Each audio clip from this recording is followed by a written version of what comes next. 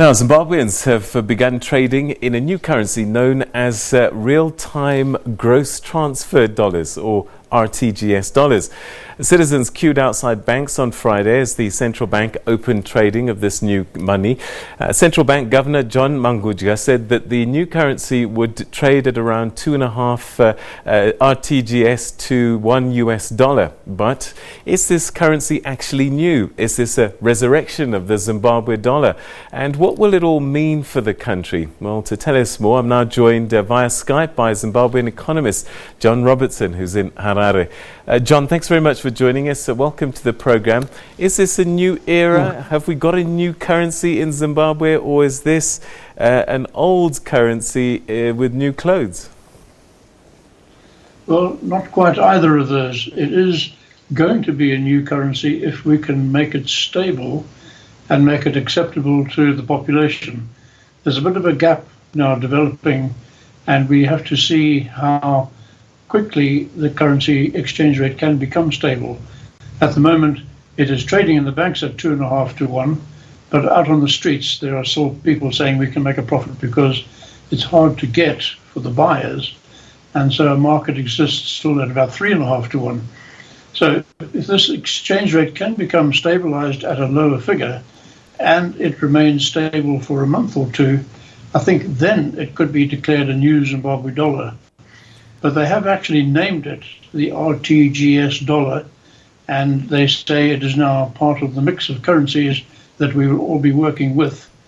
And that's going to improve the level of access of foreign currency for importers and make it possible for the exporters to get a more consistent price for the export revenue that they can afford to sell for the Rtgs dollars. So it's a big improvement. We're on the way to a more stable situation, but it's very early days yet, and we have to see the stability and the trust build up behind it. So if someone goes to the shops now, the prices that are quoted there, are those in Rtgs dollars? In which case, if someone has got US dollars in his pocket, can they even use that currency, or do they have to change it first? They can use US dollars in the shops, and the shops will divide the price tag on the product by 2.5 to get to a US dollar price.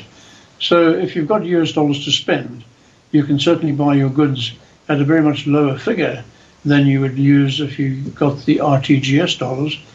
But the Rtgs dollars mainly exist in our bank accounts.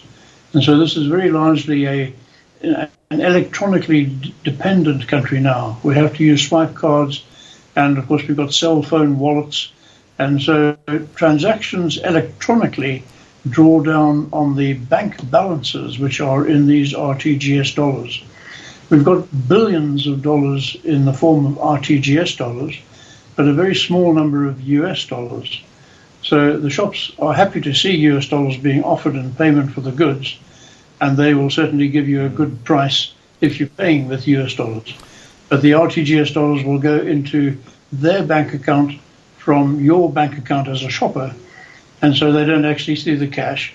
You hand over a swipe card and the cash doesn't go through the till, whereas the people with the US dollars will be handling notes. And of course, they're very happy to receive those because that's what they need to pay for the imported stock that they will need to replace the goods they're selling. All right, let's talk a little bit about electronic money. So here in South Africa, a rand in my bank and a rand in my hand, I believe is the same, and I have faith that it'll hold value. But if we're talking about Zimbabwe and the Rtgs dollar in the bank and the one in your hand, with this black market that's playing out, how much can we trust the value of our bank balances in real terms? Well, the money in your bank account and the money in your hands, in the form of usually these bond notes, they have the same value. But if you are looking for foreign currency to either pay for imported goods or to maybe go on holiday, you might find at this moment you've got to pay a bit extra to get it, and you might not easily get it directly from the bank. If you are a genuine importer and you can show the bank that you need these imported goods to run your business, then it's very likely you will be able to get the US dollars you need from the bank at that exchange rate. But it's the people who are in business in a genuine manner, not people simply trying to externalize money. And you are certainly lower on the priorities list if you only want to use it to go on holiday. But as a genuine importer requiring raw materials or finished products for your business, you are probably going to find the banks are able to serve you properly at the right 2.5 to 1 exchange rate. And I think that that is what is evolving right now. And if it does come about properly, I think it won't be long before we can build on that stability and begin to develop a new Zimbabwe dollar. All right, so the other issue was inflation was starting to get out of hand. Will this new currency help manage the inflation story in Zimbabwe? I think it will. The initial 2.5 to 1 rate is already an improvement on the typically 3.5 to 1 rate that was pricing the goods in the shops up to last week. Now, a lot of those stocks are still to leave the shelves, of course, and it's going to be on the restocking of goods that have yet to be bought that we will see the 2.5 to 1 replacing the 3.5 to 1 and actually bringing prices down. Now, it's a very high rate of inflation, more than 50%. It's going to take time for that to be diluted because you've got stocks in place, but the government has also recently increased the fuel price.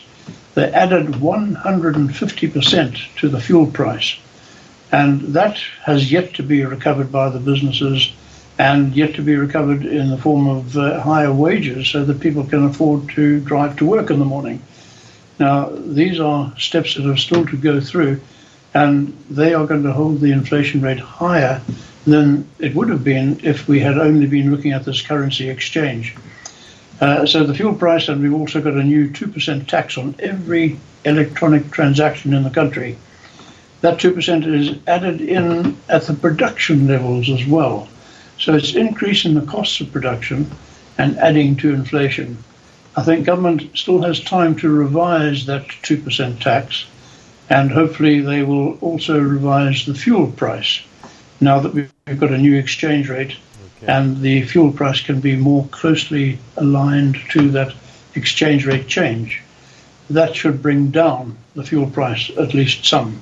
Right. Now, those things could help to reduce the rate of inflation, but I'm afraid we probably still have a very high rate of inflation that will stay with us probably for the rest of this year. All right, Mr. Robertson, we're going to have to leave it there, but thanks very much indeed for your insights. So Zimbabwe has a new currency, the Rtgs dollars, which came into being officially on Friday, trading at the moment at 2.5 Rtgs to $1 and we wait to see what that will mean for the Zimbabwean economy coming forward. All right, coming up.